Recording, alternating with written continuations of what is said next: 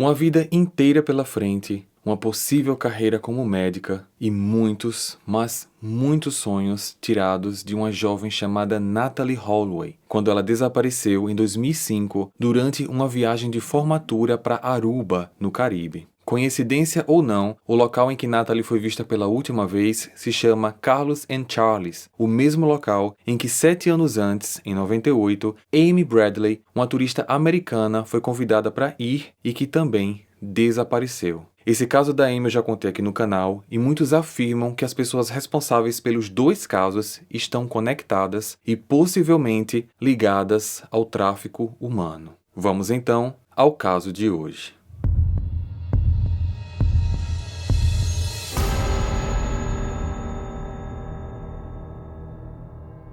Natalee Holloway nasceu no dia 21 de outubro de 86, no Mississippi, Estados Unidos. É a filha mais velha do casal Beth e Dave Holloway. Durante sua infância, foi uma criança tranquila e brincalhona, e na adolescência era muito energética e estava sempre alegre. Natalee também chamava a atenção por ser uma aluna aplicada. No dia 26 de maio de 2005, ela, então com 18 anos, ao lado de 124 estudantes e 7 tutores, embarcou em uma viagem para Aruba, numa comemoração da formatura do colegial que encerrava um ciclo especial em sua vida. Ela tinha planos de ingressar na Universidade do Alabama, onde já tinha conquistado uma bolsa integral. O grupo se hospedou na famosa rede de resort Holiday Inn. Os dias que se seguiram foram de noitadas regadas a muita bebida e bastante diversão nas praias do Caribe. Na noite do dia 29 de maio, Natalee e suas amigas decidiram curtir o último dia da viagem, aproveitando os jogos de azar do cassino Excelsior, um dos mais famosos da região, que fica dentro do hotel em que elas estavam hospedadas. Elas se divertiram bastante, mas depois mudaram de ideia quanto ao local. Optaram em ir para um lugar mais agitado, o bar e restaurante Carlos and Charles, no centro da cidade. O local é um ponte aberto e badalado em Aruba. Já no restaurante, Natalee e as amigas conheceram 3 rapazes, Yoran Slut e os irmãos Deepak e Satish Cowpoy. Após algumas bebidas e bate-papo, Natalee e Yoran estavam bem envolvidos. Por volta de 1h30 da manhã, os dois decidiram esticar um pouco mais aquela noitada. Natalee então avisou as amigas que iria sair com Yoran, entrou no carro dele e foram embora. Ao amanhecer, quando se preparavam para partir, os tutores notaram que Natalee não estava no hotel, embora seus pertences pessoais e passaporte estivessem lá. Após perceberem a ausência da garota, os pais foram contatados imediatamente, dando início a uma longa e cansativa jornada de busca. Dave e Beth pegaram um voo para Aruba e, chegando lá, fizeram o possível para ajudar. As informações fornecidas pelas amigas os guiaram para o ponto onde Natalee esteve pela última vez, o bar Carlos and Charles. Parados sobre o mesmo chão em que a filha havia estado apenas algumas horas antes e já com o auxílio das autoridades, os pais tiveram acesso às câmeras de segurança que revelaram a primeira pista, a imagem do rapaz com quem Natalee entrou no carro naquela noite. Após ser identificado, o casal e a polícia foram até o seu endereço. Yoran van der Slut nasceu em 6 de agosto de 87 na Holanda. É filho de uma professora de artes e de um advogado. Aos 3 anos, em 1990, ele, seus pais e seus 2 irmãos se mudaram para Aruba. Ele sempre foi estudioso, se destacando ano após ano nas séries em que estudava. No esporte, ele era considerado uma estrela. Futebol e tênis eram seus esportes preferidos. Ele chegou até a competir em dupla com seu pai numa Copa Nacional de Tênis em 2005. Yoran respondeu às perguntas da polícia com naturalidade, assumindo que ele e Natalee estiveram juntos. Ele ainda alegou que os dois deram a volta na praia e que, após Natalee se sentir mal, ele e seus amigos a deixaram na entrada do hotel, onde ela teria sido recebida pelo segurança. Yoram chegou a ir com a polícia e os familiares da menina até o Holiday Inn, a fim de reconstituir a sua versão dos fatos. Porém, horas depois, ao checar a história do rapaz, os investigadores não encontraram evidências que comprovassem sua narrativa. As câmeras de segurança do hotel não registraram o retorno da Natalie, muito menos a presença de um suposto segurança que a teria recebido. Nessa mesma semana, um amigo do Yoram, chamado Steve, mais conhecido como DJ Diablo, apareceu na delegacia de livre e espontânea vontade para confirmar a versão do depoimento do Yoram. Essa informação é um tanto quanto estranha, assim como algumas outras desse caso, porque como que ele pode confirmar um depoimento se até aquele momento ele não tinha sido citado por ninguém como estado com o Yoram na cena descrita por ele? A polícia então passou a tratá-lo também como um suspeito. Convocado para um novo interrogatório, dessa vez junto com seus amigos, Yoram apresentou uma nova versão da história que poderia mudar tudo na perspectiva da investigação. Em seus depoimentos, os irmãos Deepak e Satish alegaram que deixaram Yoram e Natalie na praia, próximo ao hotel, e foram embora. A versão, no entanto, parecia combinada, já que, em adição a esse novo depoimento, Yoram disse que Natalie queria caminhar sozinha na areia e, assim, ele a deixou sozinha lá.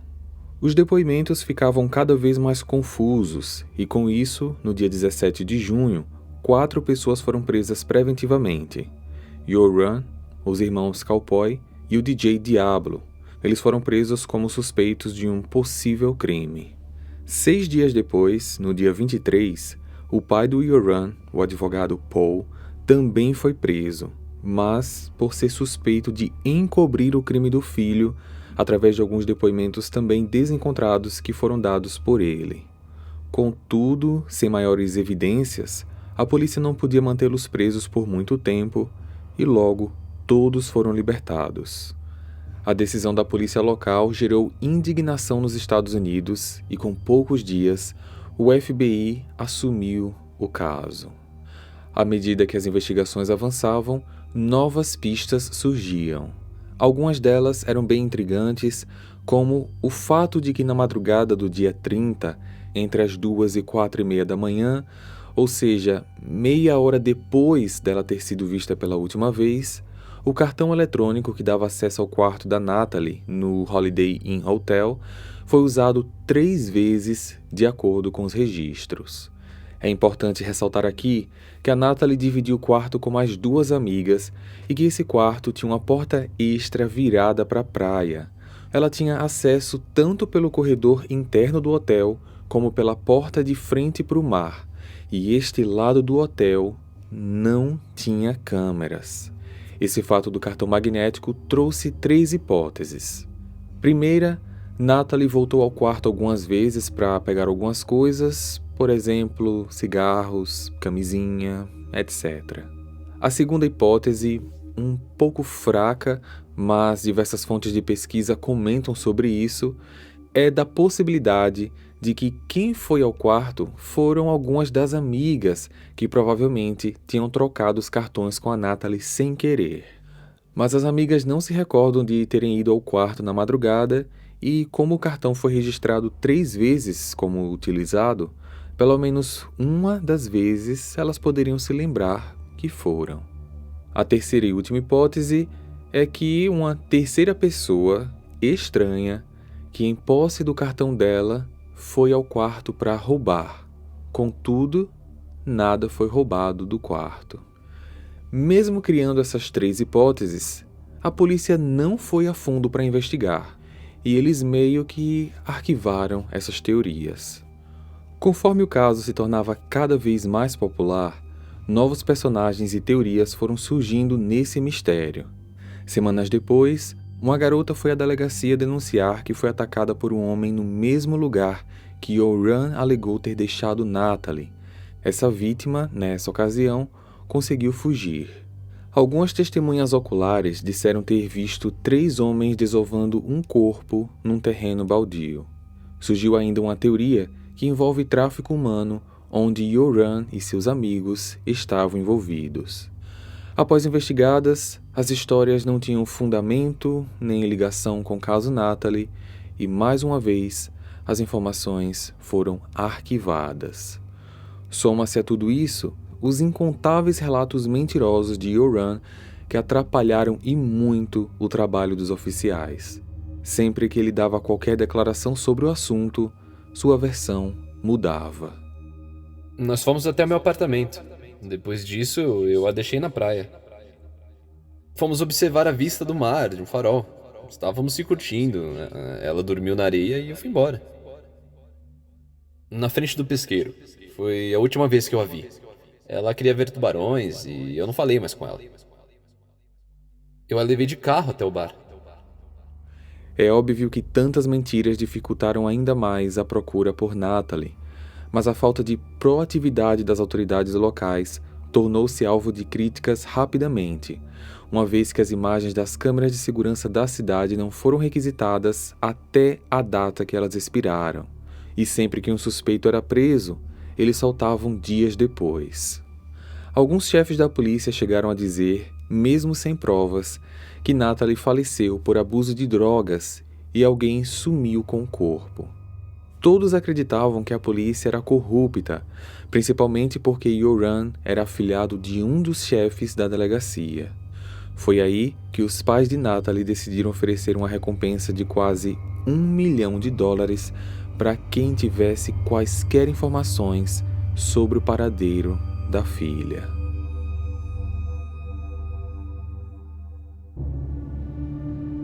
O tempo passou e, entre indas e vindas, aos poucos, a justiça de Aruba foi inocentando todos os suspeitos por falta de provas. No entanto, os esforços da Beth e Dave continuavam, bem como a cobertura midiática realizada por diversas redes de TV norte-americanas e internacionais. Em 2006, a Fox chegou a pagar para entrevistar com exclusividade o Yoram, que mais uma vez apresentou novas informações. Depois disso, ele passou a aparecer em diversos programas de TV, dando entrevistas com novas versões, confusas e sempre alegando que não havia matado a Natalie. Já em 2007, com algumas novas evidências, tanto Yoram quanto os dois amigos dele foram presos novamente. Só que, mais uma vez, a prisão não levou a nada e eles foram liberados. Após 2 anos exaustivos procurando pela Natalie, a tendência seria que a história caísse no esquecimento. Porém, foi em 2008 que algo muito inesperado aconteceu. Patrick van der Im, um holandês, jogador de pôquer profissional, incomodado com a reputação manchada que seu país ficou após as mentiras do Yoram e também meio que motivado por um objetivo pessoal, decidiu que descobriria toda a verdade sobre o caso e a revelaria para o mundo. Apesar de estar relacionado com atividades ilegais que envolviam venda de drogas, ele acompanhou a história do desaparecimento da Natalie com muita indignação, seja por obsessão, pela adrenalina do perigo, por curiosidade ou por simples bondade. Patrick tomou uma decisão. Ele iria se infiltrar na vida do Yoram, conquistaria a confiança dele e assim descobriria tudo o que aconteceu naquela noite. A ocasião faz o ladrão, ou, nesse caso, a ocasião fez o espião. Patrick encontrou Yoram, ao acaso, entre aspas, num cassino, e não perdeu a oportunidade de lançar a sua isca. Difícil saber se foi sorte ou estratégia calculada, mas Yoram sentiu-se atraído pela personalidade do homem, tendo o procurado pessoalmente dias depois. Nesse segundo dia, os dois conversaram por horas. Após meses de aproximação, Patrick aos poucos foi ganhando a confiança do Yoram. Os dois tinham cultivado uma amizade, a ponto de saírem juntos, frequentarem a casa um do outro e até de planejarem começar um negócio de drogas juntos. E foi então que Patrick decidiu que estava na hora de fazer a sua jogada final. ele contatou um dos jornalistas investigativos mais conceituados da Holanda, Peter de Vries, que tinha um programa de crimes muito famoso por lá. Patrick contou a ele o seu plano e Peter então teve a ideia de equipar o carro do Patrick com câmeras escondidas e microfones, armando uma emboscada para o Yoram, que provavelmente confessaria o crime que cometeu. Contudo, para surpresa deles, Yoram foi preso na mesma semana em que tudo estava preparado, mais uma vez por conta do caso Natalie, mas logo foi solto, como sempre. Após a libertação, Patrick procurou novamente Yoram e, apesar desse imprevisto que prorrogou o plano, eles se prepararam novamente para gravar a conversa, só que agora usando o pretexto dessa nova prisão para ir direto ao assunto que ele tanto queria solucionar. Então, cara, agora você tá livre? Sim, livre e em breve muito rico. Eles também vão ter que me pagar uma bolada por essas prisões. Mas afinal, você fez isso ou não? Eu jamais mataria uma garota. A gente tava dando os amassos e do nada a vadia começou a passar mal. Sei lá. Pode ter sido uma reação à droga. E o que aconteceu? Foi bem assustador. Ela começou a tremer, eu chacoalhei ela, fiz de tudo. Adiantou de nada. Doideira. Não sei como isso foi acontecer logo comigo. Mas e depois, você levou ela pro hotel? Depois nada. Ela parou de respirar. Ela morreu? Sei lá, cara. Acho que sim. Pra mim ela tava morta. E onde tá o corpo dela? Nunca vou encontrar. Eu dei muita sorte. Se eles encontrassem, eu estaria fudido.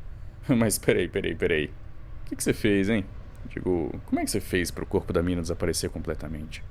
Liguei para um amigo. Ele é mais velho. Eu vou levar o nome dele para o túmulo. Ele me ajudou muito. Ele chegou, eu pedi pra não chamar a polícia. Ele mandou eu ir pra casa e disse que daria um jeito no corpo. A boa e velha parceria. Eu teria feito a mesma coisa por você. Mas você tem certeza que nunca vão encontrá-la? Não, não vão. Esse cara deve ter feito um bom trabalho mesmo, hein? O oceano é muito grande, né? A conversa foi longa. Ora Yoram revelava detalhes da história, ora se esquivava das perguntas.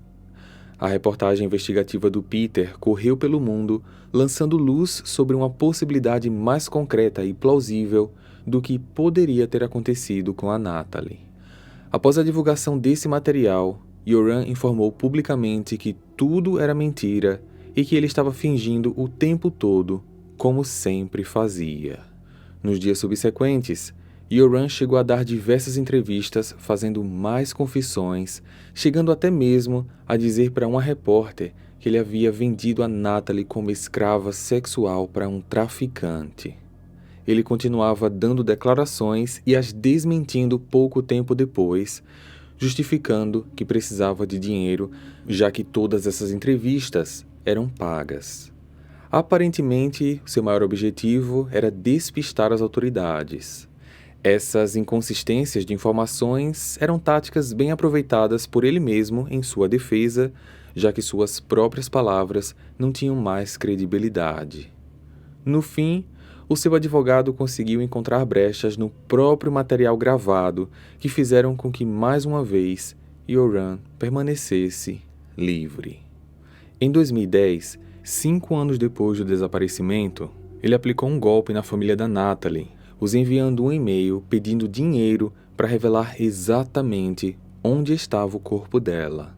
A família aceitou e, sob a supervisão das autoridades, eles depositaram um sinal de $25 mil.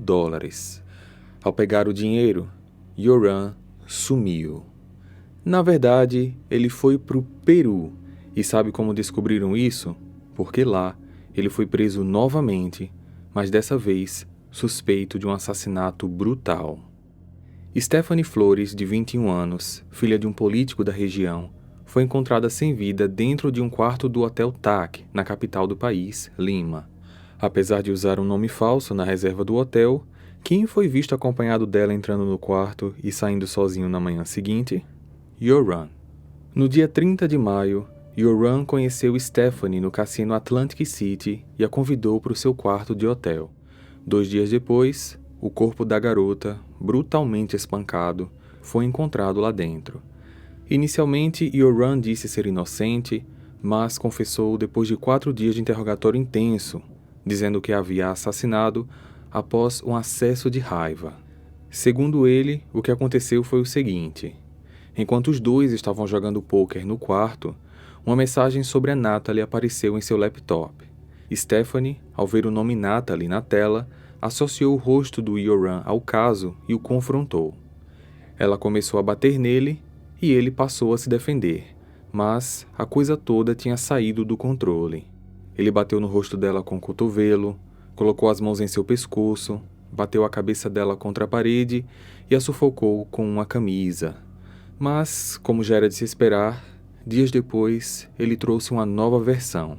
Falou que no quarto ele a pegou mexendo em seu computador, lendo sobre o caso Natalie e a atacou por causa disso.